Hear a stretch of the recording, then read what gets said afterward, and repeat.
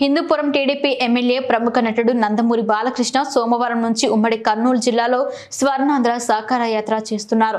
Nandikotkur Kurnool road show బహిరంగ సభ నిర్వహిస్తారు. కర్నూలులో రాత్రి బస చేస్తారు. మంగళవారం ఎమ్మిగనూరు మంత్రాలయంలో రోడ్ షో బహిరంగ సభ నిర్వహిస్తారు. మనకు ప్రసాదించిన ఒక భగవద్గీత వేదం మన రాజ్యాంగం.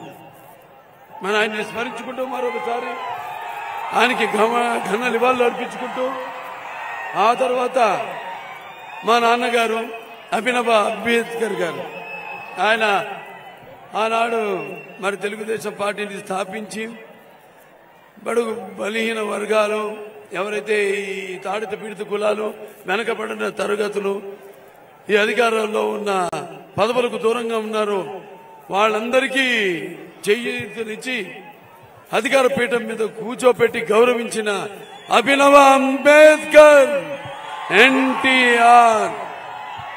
అందరు అనుకున్నట్టు ఎన్టీఆర్ అంటే కేవలం నందమూరి తారక రామారావు గారు మాత్రమే నేను అనుకోను. అంటే నటాలయం, ఆయన ఇల్లే ఒక నటాలయం. టీ అంటే తారమండలోని తారక ధృవతారకుడు.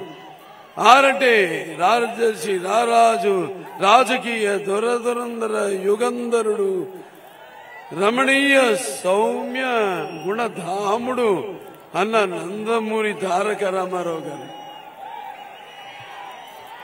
అటువంటి రామారావు గారు స్థాపించిన తెలుగుదేశం పార్టీ ఆనాడు మరి ప్రతి తెలుగు బిడ్డ, ప్రతి తెలుగు మట్టి గడ్డ నేను తెలుగువాడినని ధైర్యంగా చెప్పుకునే సత్తువ, దమ్ము, ధైర్యం, అహంకారానికి పదును పెట్టి సానబెట్టి బయటకు వచ్చి చెప్పుకునే ధైర్యం ఇచ్చిన తెలుగు తేజం నందమూరి తారక రామారావు గారు. అంటే ప్రతి బిడ్డ బొడ్డు కొయ్యక ముందే రాజకీయం అంటే ఏంటో తెలిపిన మహానుభావుడు నందమూరి తారక రామారావు గారు. ఆ రోజు రాజకీయాలంటే చాలా మందికి పెద్ద ఇష్టం ఉండేది కాదు, అసలు చాలా మందికి తెలిసేది కాదు. అటువంటిది తెలుగుదేశం అనే పార్టీని పెట్టి ఆయన అందరిలో కూడా రాజకీయం చైతన్యం తీసుకొచ్చిన తెలుగు మహానుభావుడు నందమూరి తారక రామారావు గారు. అలాగే ఆయన ముఖ్యమంత్రి అయిన తర్వాత ఆయన తీసుకొచ్చిన సంస్కరణలు, అభివృద్ధి గాని సంక్షేమ పథకాలు గాని అవి అందరికీ సానుకూలమైనవి, ఆమోయోదికమైనవి.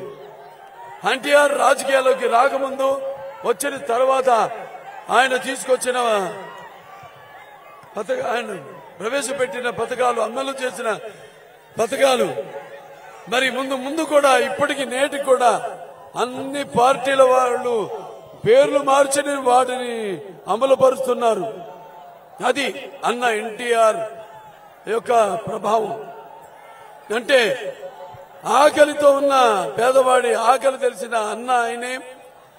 అలాగే జనం భవితకు భరోసా ఇచ్చిన నాన్న ఆయనే, అలాగే అమ్మ ఆయనే, అలాగే ఆయనకి అండగా ఉన్న మహిళలకు ఆర్థిక స్వాతంత్రం ఇచ్చిన అన్న ఆయన. నానాడు మన తెలుగుదేశం పార్టీ అధికారంలో ఉన్నప్పుడు రామారావు గారు ముఖ్యమంత్రిగా ఎన్నో సంస్కరణలు, అభివృద్ధి కార్యక్రమాలు, సంక్షేమ కార్యక్రమాలు చేపట్టారు. కిలో బియ్యం, మనిషికి కావాల్సిన కనీస అవసరాలైన గూడు గుడ్డ అందరికీ సమకూర్చారు ప్రపంచంలోనే మొదటిసారిగా.